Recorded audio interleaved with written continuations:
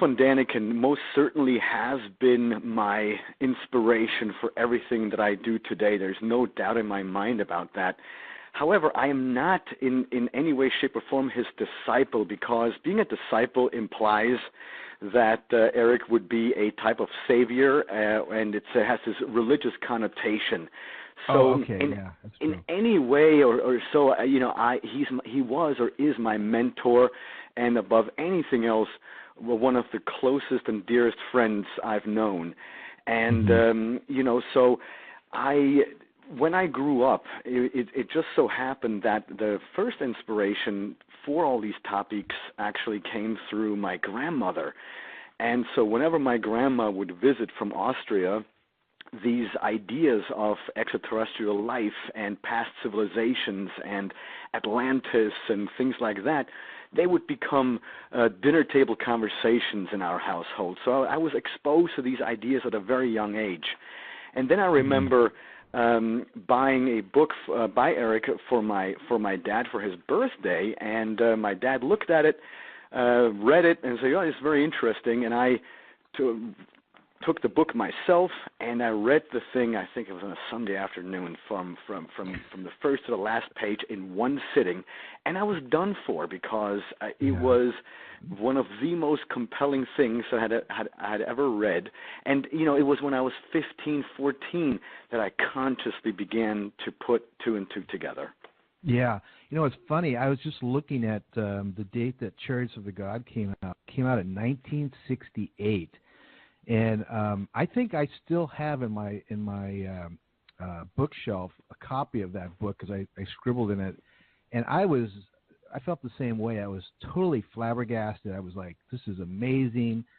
I think there's a sense of what Eric was trying to convey in that book over 48 years ago, of some kind of an influence. Do you think since that time, obviously you've been doing the Ancient Alien series, do you think there's a lot of evolution in the 48 years since that book came out, that there's more evidence for alien contact? Ancient alien Absolutely. contact, that is. Yeah. Yeah, and here's the crazy thing, that, with all these new discoveries that we are now making in science, a lot of the things that Eric talked about are being corroborated. I mean, all these new discoveries that we are making in the fields of genetics, of artificial mutation of genes and things like that. This is all stuff that Eric talked about in the 60s and 70s, and they turn out that, not many of these things that he theorized about were not necessarily science fiction, but science fact. And there are so many things that we are now, almost on a weekly basis that are discovering in astronomy. For example, with the gravitational waves and this new additional planet that allegedly is in this huge orbit around our sun, things that the Sumerians talked about, thousands of years ago, all these things are being corroborated with modern science. So has it been a slow process? Absolutely. But has the ancient astronaut theory in any way, shape, or form lost its appeal or its strength and evidence? No. On the contrary, it has gotten only stronger. Yeah, it's true. You have and by the way, is Ancient Aliens in its 10th year coming up, or what is the story with that? There's some confusion about it being restarted, or is it still going to happen? What do we know about the following season on the program? Yeah, no, we are now actually going into, I think it's season 11 or something like that. But, I've lost count of the seasons, because sometimes the network, they count seasons differently than the production company does. All I can tell you is that we are well over 100 episodes, and I think we are, with the episodes that we are filming right now, we are, I think, at 110 or 112 episodes. So very exciting. And, the other great thing or cool thing is that Ancient Aliens is back on the History Channel. And the new episodes will premiere sometime this coming May. Fantastic. I have to ask you, I know you are close with Eric. Did he ever tell you what influenced him because I don't think I've ever found any writings about what was a trigger point for him, if he was on Sure. an exploration or what. But it'd be really interesting to know what was his influence. Absolutely, and he's actually been quite vocal about how this interest for these ideas came about, or how he got exposed to them, and that is when he was a young boy, he was sent to a Jesuit boarding school in Switzerland, in the French-speaking part of Switzerland, in Fribourg, and that boarding school, which was led by Jesuit priests, he had to go, or he was made to study ancient Greek and Latin, and so many of their homework assignments consisted of having to translate Bible passages from the Latin into Greek, and the Greek into Latin, vice versa, into German, or actually into French and things like that. And Eric says that during these translations, doubt came up in his young mind, where he would read these passages about, an allegedly all-benevolent, all-knowing God making mistakes, or not knowing what the outcome would be. And as a young kid, he would be asking himself, well, what kind of a God is this that wouldn't know the outcome, or they would have to wait to see what would happen? Well, if God is all-knowing and all-powerful and things like that, it shouldn't matter. So the idea then came to his mind, or the question then in his mind was, well, if this is not necessarily God, then who else or what could it have been? And here is something very important, that to this day, and this is very important to all of our listeners, to this day, Eric says that he is a believer in God, in an all-encompassing force in the universe, this harmonics field that we all belong to. However, the God, or whatever is described in the Bible, wasn't necessarily that harmonics force, this field, but it was a flesh and blood extraterrestrial whom our ancestors mistakenly identified as God, or as gods. And that was just, it was a mistake. Yeah. So much of our history is influenced by unknown figures like that, and I think a lot, and that's just my opinion, that Ancient Aliens kind of has that as a focus, which is supreme beings of advanced scientific knowledge who came down, and because they were so far in advance of Earthlings or whoever was on the planet at that time, that they were considered gods. And that whole premise works quite a bit for the program. But I'm just curious. Would you say that's the foundation? Is these advanced beings coming down and basically enlightening us here? Yes, because that is the basic premise of the ancient astronaut theory. That at some point, the ancient astronaut theory tries to prove whether or not intelligent extraterrestrials, flesh and blood, physical beings, visited Earth in the remote past. And in doing so, when they were here in the remote past, they encountered that one of our human ancestors had potential. And so through a artificial mutation of our genes, they essentially created or gave us intelligence. And so the idea is that we are, in a way, their creation through this genetic mutation of our genes, even though there is a clear fossil record.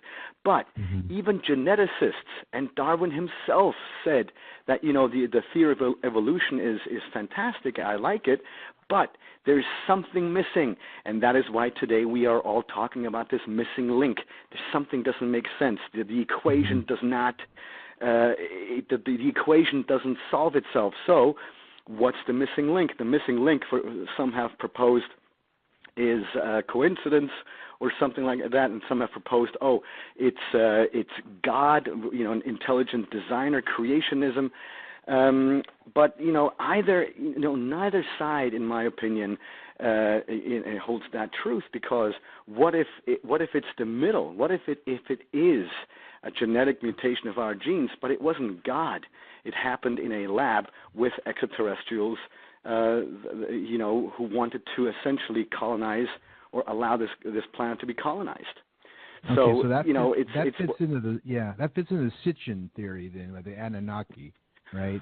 Well, the Sitchin theory suggested that we were created as a species or as a race, a slave race, that we were built or made so that we would mine the gold for the Anunnaki.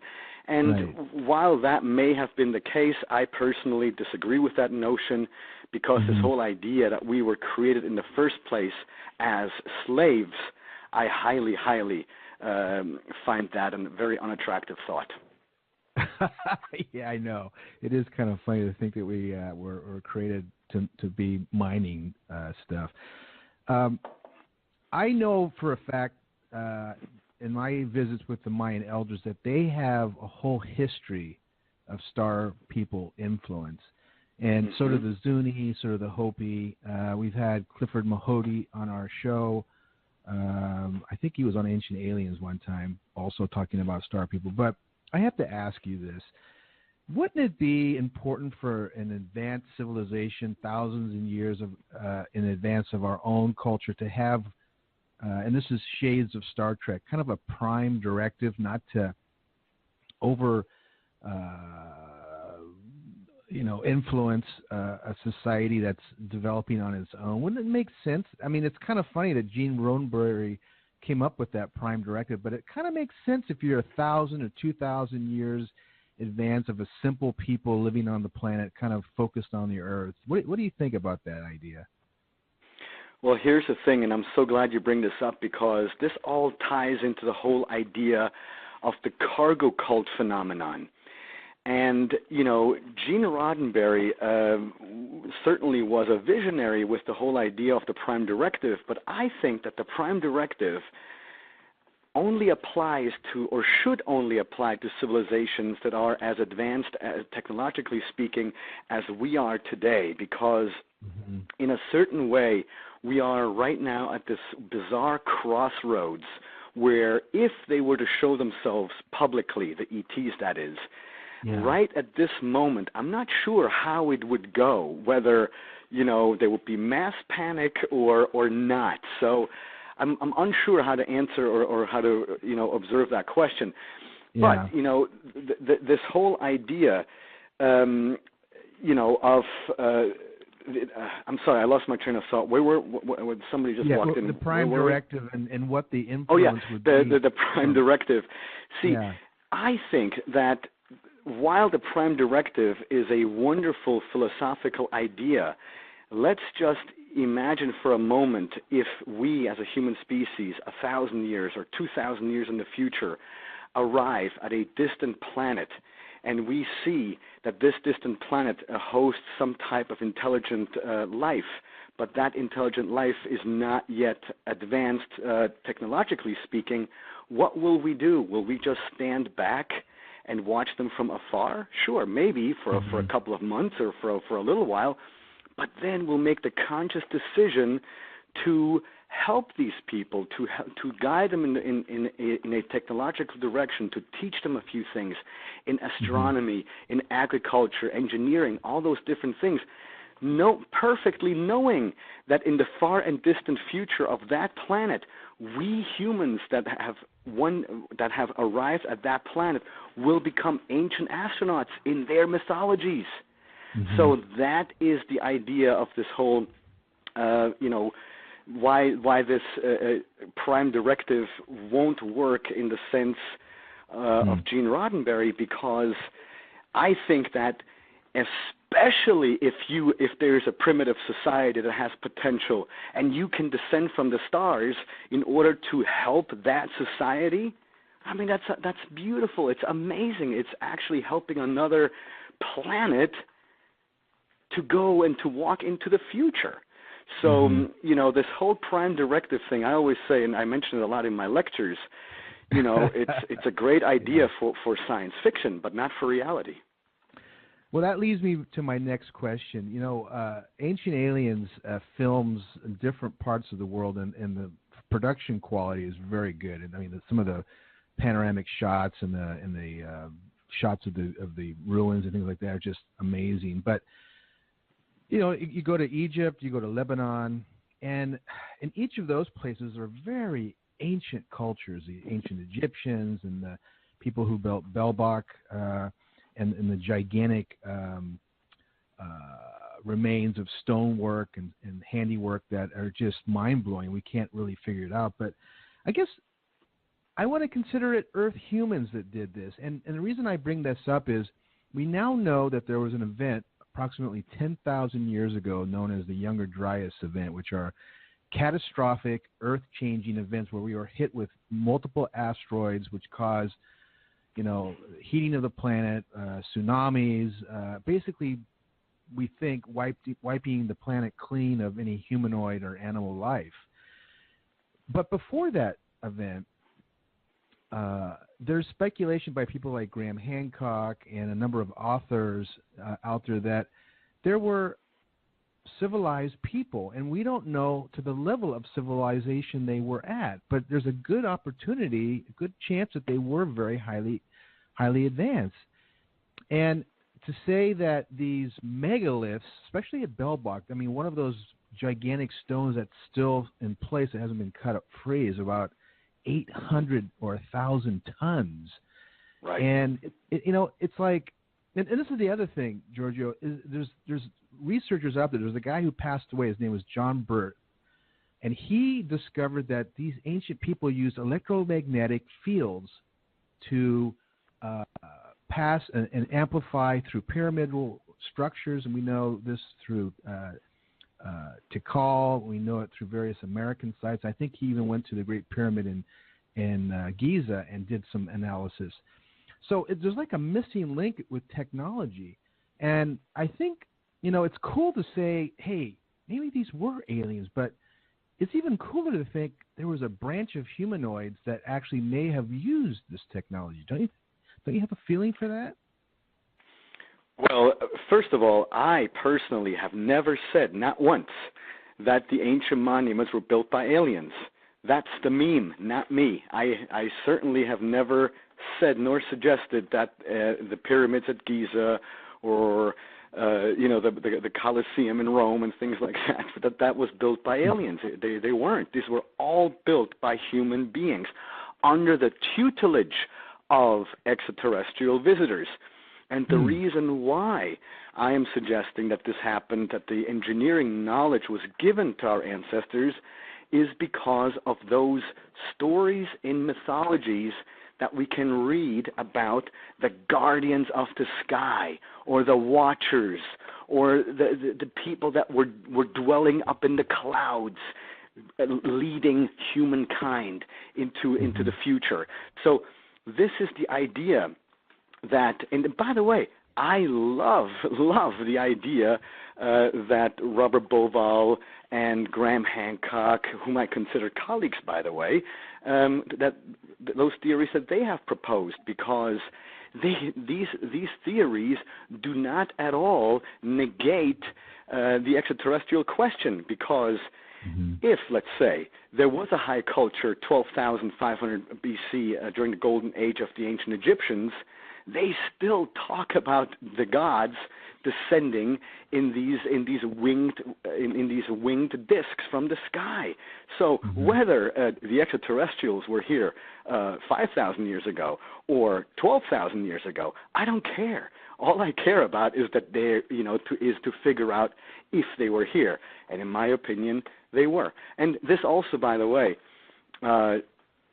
delves into the whole question that I'm sometimes asked. Well, do you think that these visitors were just us from the future, that we went back there to save us or something like this? And thank you for laughing, because see, the thing is that in all of my studies of the ancient texts, I have yet to come across a passage that says we are you from the future.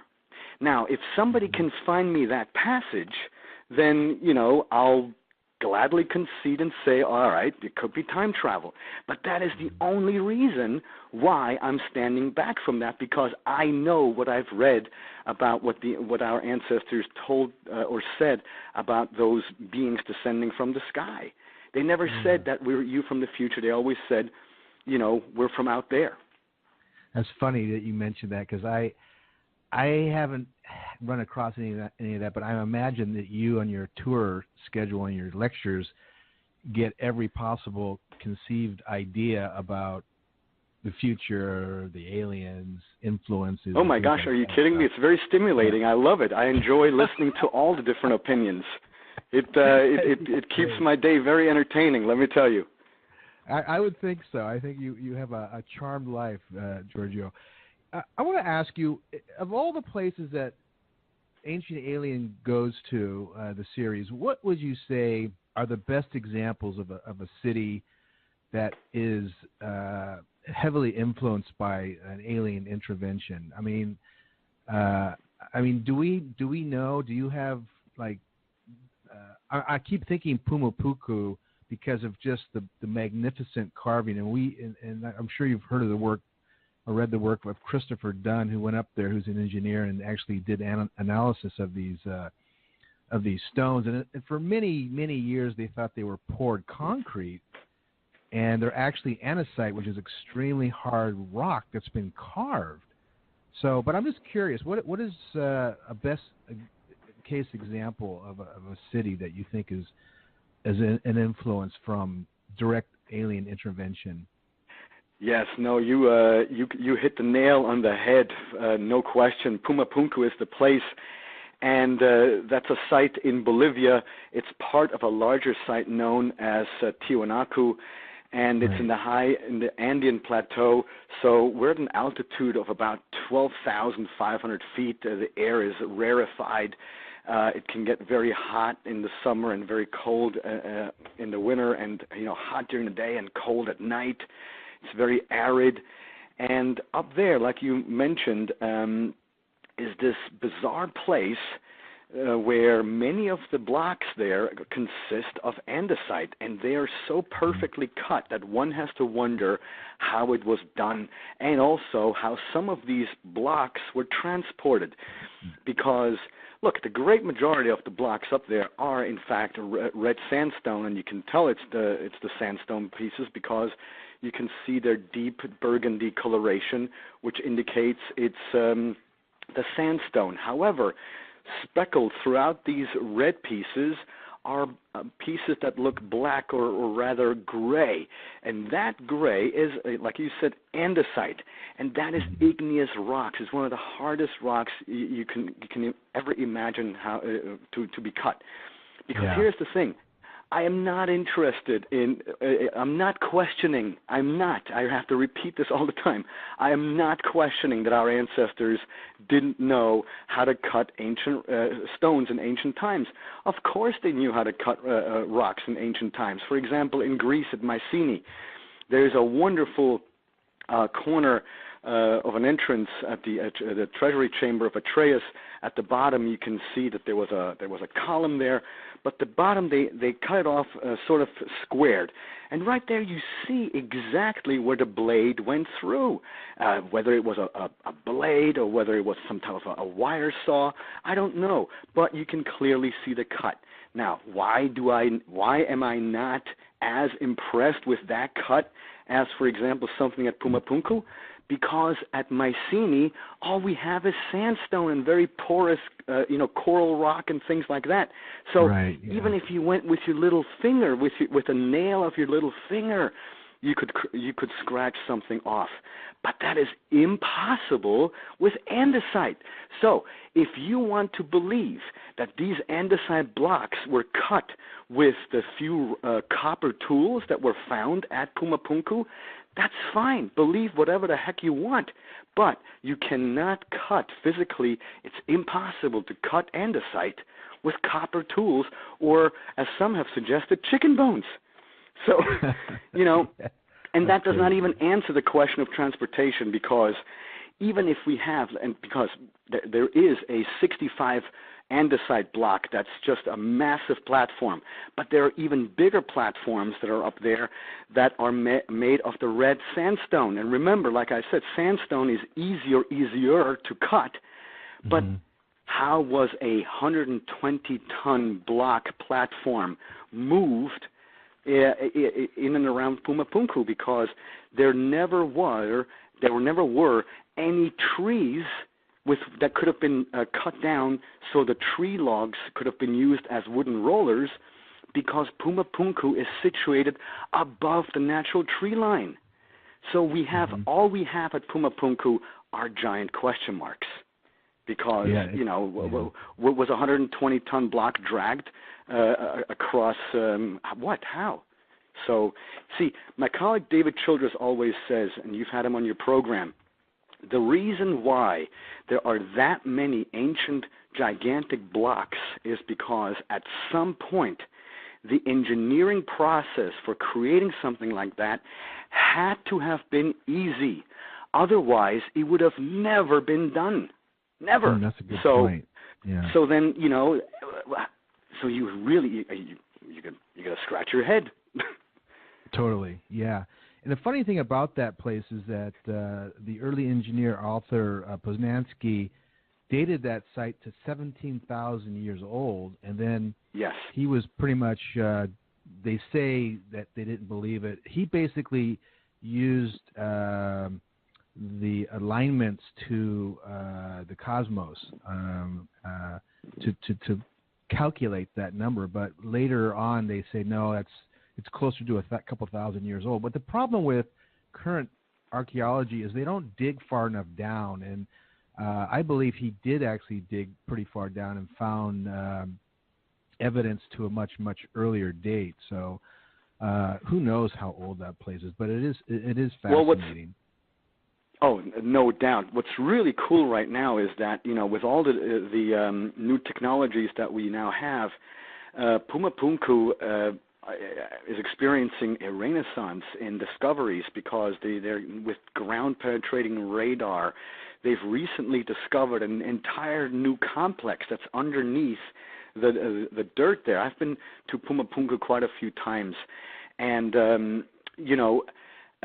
every time I go back, there are new excavations, new holes in the ground, and sometimes you can look deep into the ground and you see megaliths at the bottom. So something happened there, because no megaliths are buried, 10, 20 feet underground unless something happened. And some have proposed that it may have been some type of a cataclysm, because the evidence also shows that in the entire area there, they found a lot of fossilized or old and dead remnants of fish and mussels and shells from the ocean. And that, that's wild, because the ocean is far away from that area. So is it possible, like what Velikovsky suggested back in the day, that there was a tilt shift of the Earth's axis and things like that? So these are all gigantic questions. And, I always wonder, since when has asking questions become a crime? This is what's so bothersome for me, is that here's a number of scientists, a number of engineers who are making hypotheses, and in some cases they believe in facts of crust displacement and Earth shifting and tilting, and yet they're put down by current science because it's just too far-fetched for them. But we don't really have records 10,000 plus years ago. So why is modern science so against the idea of ancient sophisticated societies that are as advanced as we are today, except perhaps the fact that they use more naturally occurring magnetic fields for their energy generation? Do you have any feeling on that? Because I think that we inherently, as a society, we are egotistical.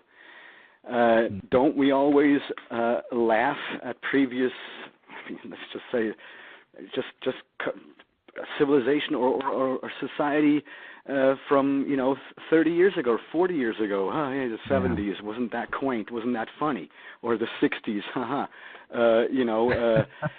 Nudge, nudge. So things like that, So I guess the reason why is because Eric always says that it doesn't matter whether you are of the religious conviction or of a scientific conviction.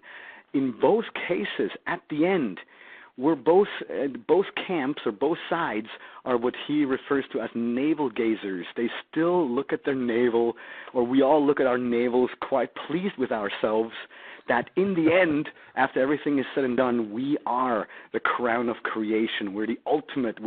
There's nothing better than us in the universe.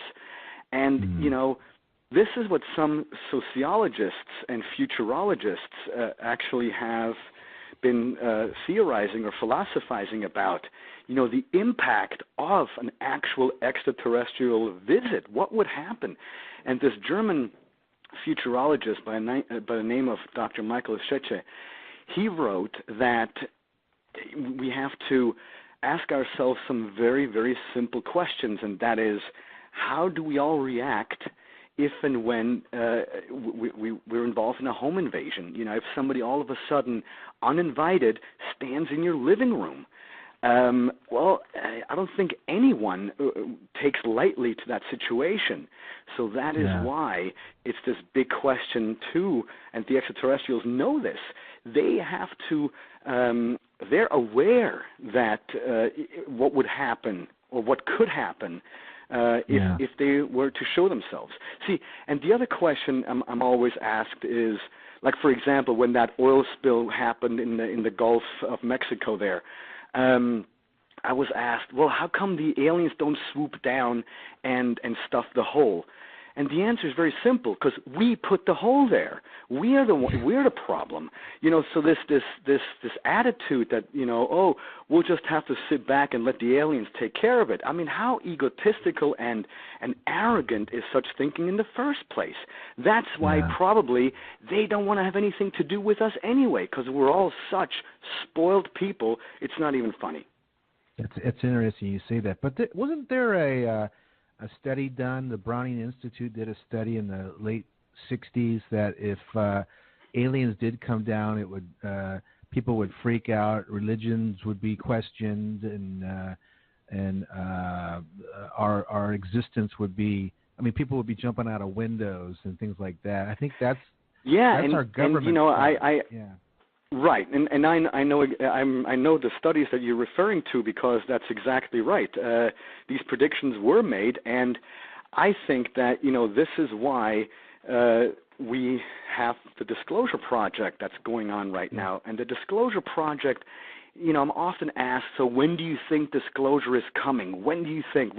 Well, in my opinion, disclosure won't be or isn't going to be a press conference, some people in suits, and then it's being broadcast by CNN. I don't think so. Disclosure, if anything, we're in it. It's happening right now, because all those different TV shows like Ancient Aliens or different Hollywood movies and things like that, they're all about ETs. And, I mean, does it really have to be spelled out that is a way with which to prepare the masses? And I think that it's a wonderful way with which to ease the fear of the unknown, because that's the other thing. To me, this whole, because I'm always asked, so do you think they're going to come and destroy us? No way, because if that would be the case, I think that it would have already happened had they wanted to destroy us. And to wait until now with all of our nuclear capabilities, so I'm not worried about them. I'm worried about us in the first place, what we will do. Or they may know that we have a tendency to go to the extreme, and if they came down, somebody might press the nuclear button, and who knows what would happen. So, But I honestly have been interested in the whole alien question for decades, and it does become a frustration with all the research we have. And it's funny because in America, they're not as widely seen or reported, and it might be editing on the part of government and news media as much as Mexico. And people like Jaime Maussan, who I know you're familiar with, reports on these amazing ships and crafts that are passing across the air, coming out of the sea and things like that. And it's documented, and it's just mind-blowing. So you know these guys are around. They're just not stepping out and going, here we are, let's talk.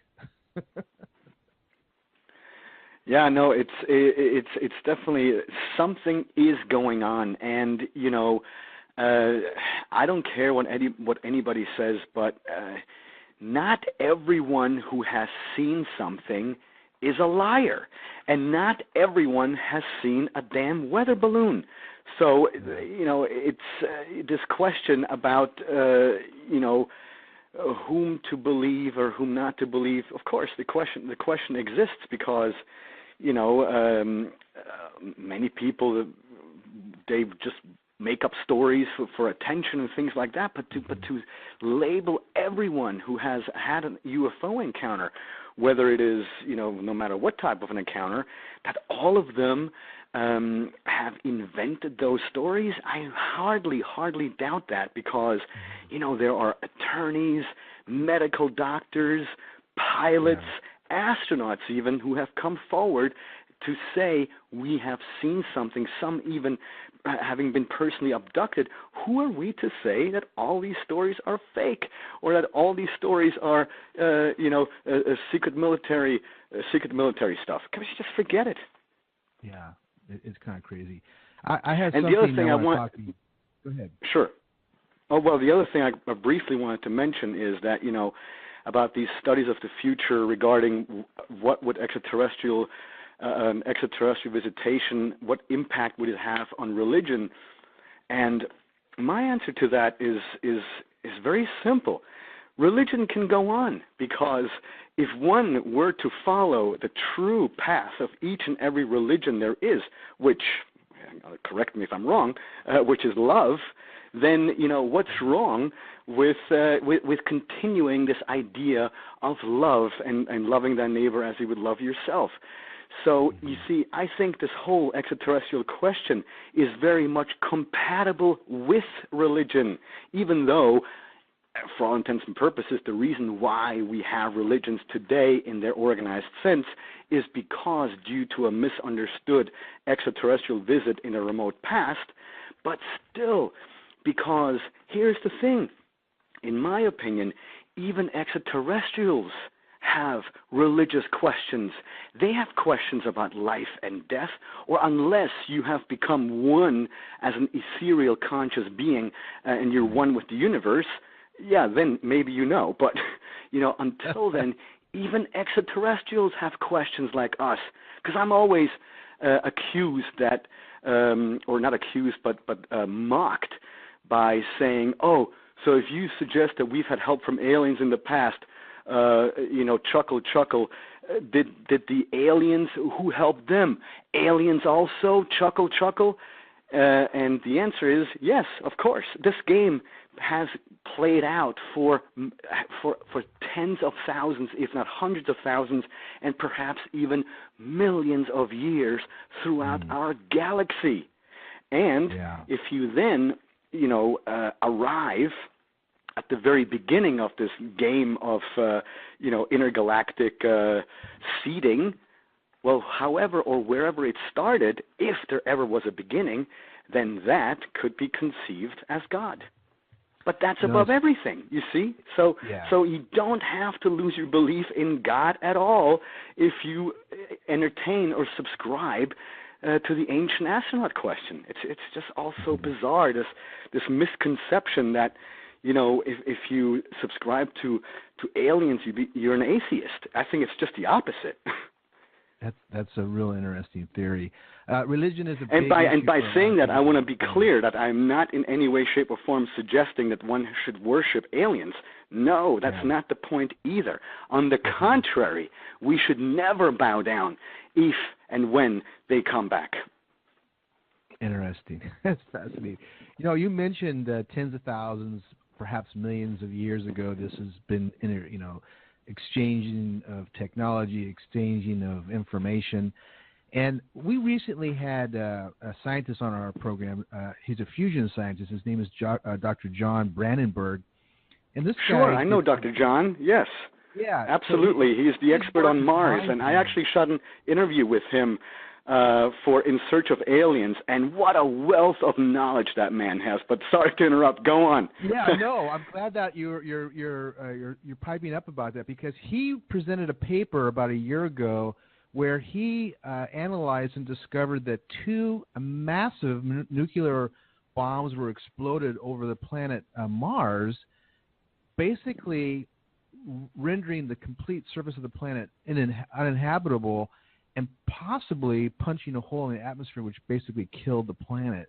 But the point I wanted to make is there has been a number of studies and a number of photographs of what appears to be pyramids, Sphinx-like structures on Mars' surface. We know the whole Cydonia region has, of course, the face, and he has discovered south of there the ellipsis pyramids.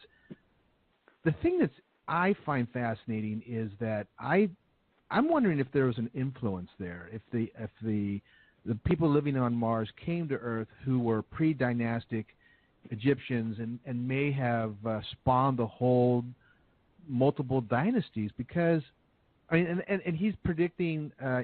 He shows with great evidence these bombs were exploded up, millions of years ago. So that talks about a race that's millions of years ago. I mean, it's just mind blowing what he found out. It is exactly the way you say. It's mind blowing, and it goes back to what Michael Cremo refers to as extreme antiquity.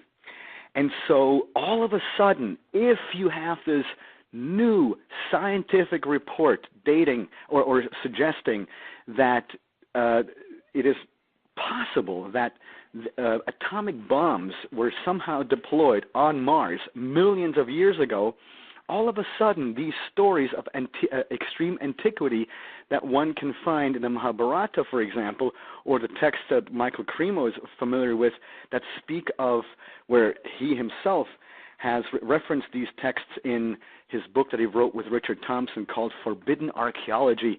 If you haven't read that book, go get it. Also, there's a shorter version called The Hidden History of the Human Race. It's the abbreviated version of Forbidden Archaeology, because I think Forbidden Archaeology is like 1,000 pages or so. It's a monster. Yeah, it's a monster. But Michael Cremo has always he's always been an advocate and a huge supporter of extreme antiquity occurrences within our solar system, especially on Earth, obviously. However, I have always thought that if there was contact, that, those visitors came from outside of our own solar system. But over the past 4 or 5 years, because at the beginning of the interview, you asked me the question, how have things evolved and things like that. So guess what? I, too, am a student. I, too, can learn. I, too, wonder every day still.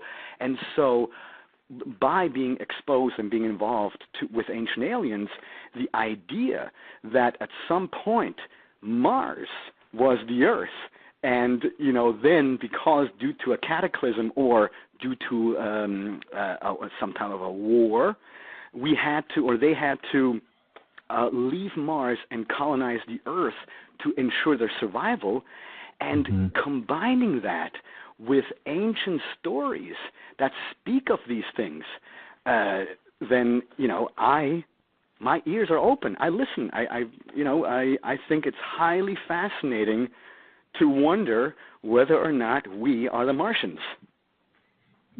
That's and then you have to wonder, how long has this game been going back and forth? I mean, the other day, we were just interviewing for a new episode in which we explored, the whole idea of our moon, that the moon in its present form is a giant mystery. There should be, these questions should be on the front page of the New York Times, but they're not, where these two Soviet scientists have, they're astronomers, they have pretty much proven that the only way that the moon can be in orbit around our Earth is if someone placed the moon there, which means that the moon was brought here artificially, and perhaps the entire moon itself is an artificial object. I mean, these are all crazy ideas, but you read them, and all you have to do is you have to keep an open mind. And whether or not these things turn out to be true in the end, at least you explored it, because to me, life is about exploration. It is the idea of exploring, and then, hey, if it turns out to be the way it is, great. If not, hey, move on. That's amazing. You mentioned that moon. There was, I think it's a Soviet scientist who believes and has analyzed the Phobos 2 moon on Mars is completely artificial. Completely artificial. Correct. And yet we just don't hear anything about it, because if it's true, that's going to blow everyone's mind to smithereens, and they're going to wonder who was sophisticated enough to build a planetary-sized ship, basically, that's orbiting Mars. It's crazy. Right, and so right there, and what better place, you see. Yes, of course, I advocate for the search for extraterrestrial intelligence here on Earth. However, there is a scientific research branch that, with a handful of professors worldwide, not SETI, but SETA, Search for Extraterrestrial Artifacts. Now, like I said, I look for this stuff, for artifacts and evidence here on Earth. The SETA scientists, even though I've written to them and spoken to them multiple times that they should expand their search on Earth as well, they're only looking for evidence within our solar system off-planet, meaning anywhere else but Earth. And so, Phobos is very interesting because it would be a perfect thing or object with which to observe the Earth.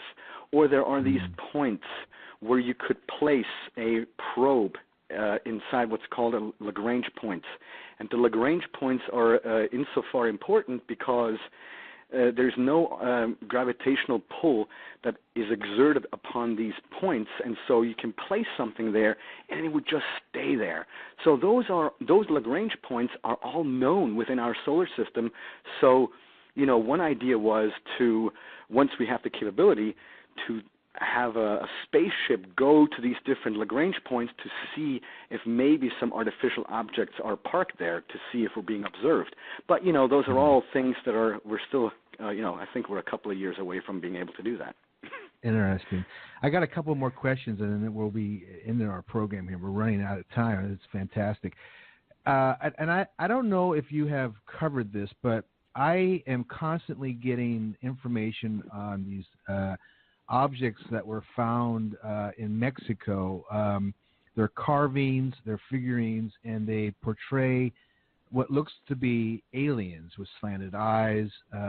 There's a number of pieces that have saucers in them depicted, and there's a couple that have ships that are shooting rays out at the various objects. And this information has been going on for about 5 or 6 years. There was rumor that the Mexican government was going to claim that these are the proof of ancient aliens in Mexico, and this has been going back and forth and back and forth. I'm on the fence with it, but I was just curious what you thought about those. I mean, because we're talking hundreds of these artifacts now. Right. I know which artifacts you're referring to, and I, too, am on the fence. And I say this simply because of, I have come in contact with many ancient artifacts all around the world. And there's a certain look to ancient artifacts that I've grown to be familiar with. Mm-hmm. And the stuff that you're referring to it's too shiny. It's too greasy looking. So it's not, it doesn't look authentic or old to me, even though, on the record, I do not know whether these things are authentic, and I have also not seen any scientific testing because, for example, we know now for a fact that many of the Ica stones that were or are displayed at the Cabrera Museum in Paracas, in Ica, Peru, not Paracas, it's outside, but in Ica, Peru, that some of those stones are in fact modern forgeries. But that is only half of the story. The other stones, some have been tested, and the patina, the layer, the oxidized layer that was found on the surface of some of these stones indicate a high age of at least 500 to 800 years old. So you have, carvings or stones like that with bizarre carvings on them. Well, then you have to wonder what's going on because, there are many carvings and figurines and objects around the world that, in my opinion, are old, ancient, that do look like the stuff that you're talking about. But they have been authenticated as being old, and in those cases, I have no problem in pointing to those different pieces and say, yep, that right there could be an astronaut as it was witnessed by our ancestors. And of course, then I'm always asked, well, how come those ancient astronauts wore the same type of bulky suits that we are familiar with today and things like that? And, I don't know, because we don't go to space naked either. So, this idea that just because they're extraterrestrials, that they can walk around or saunter around naked, that makes no sense, because I think the laws of biology, in my opinion, apply throughout the universe. And while there may be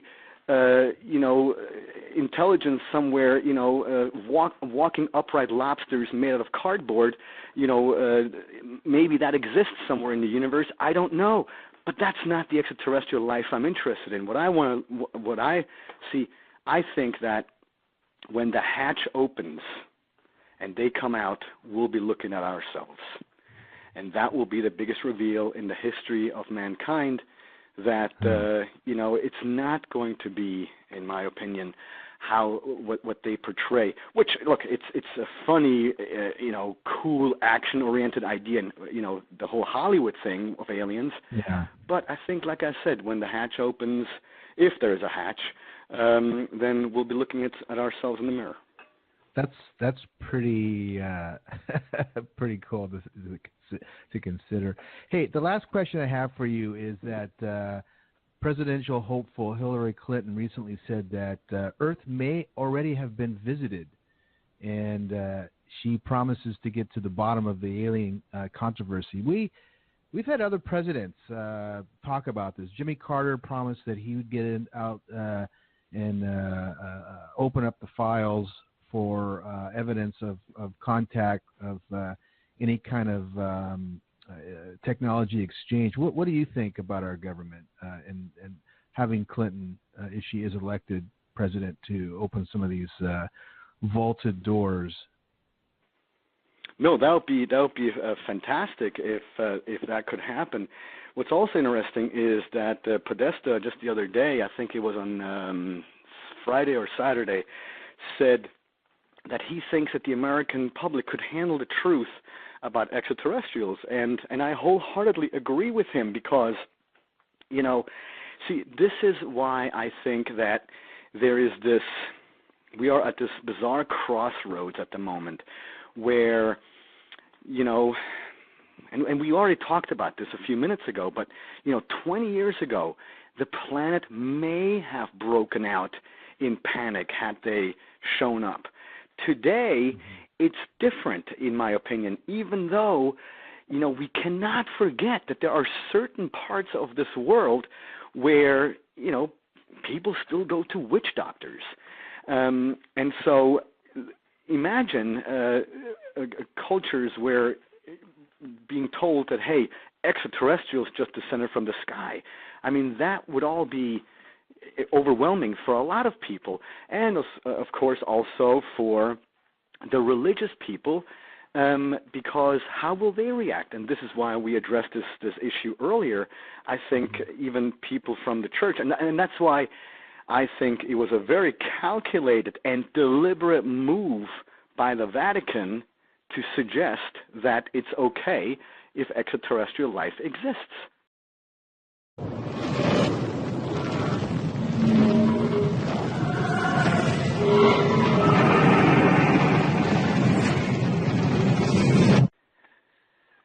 Eric von Daniken most certainly has been my inspiration for everything that I do today. There's no doubt in my mind about that.